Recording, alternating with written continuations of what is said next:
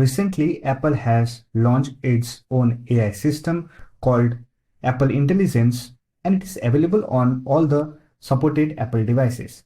However, if you are not able to use Apple Intelligence on your macOS, then this video is for you. Here in this video, we'll discuss how to fix Apple Intelligence not working on Mac. So to fix it, first of all, make sure you are running the latest version of macOS. Simply open System Settings, click on General, then click on Software Update and check for latest available macOS update. After that, click on General,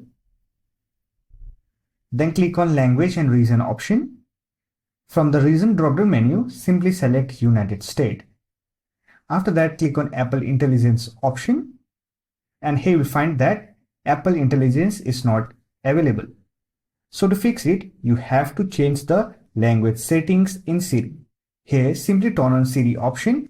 If this option is disabled, then from the language drop-down menu, select English United. And here you will find Apple Intelligence option. Simply turn on the option and you will be able to set up and use Apple Intelligence on your macOS. So that's it. This is how you can fix Apple Intelligence not working on Mac.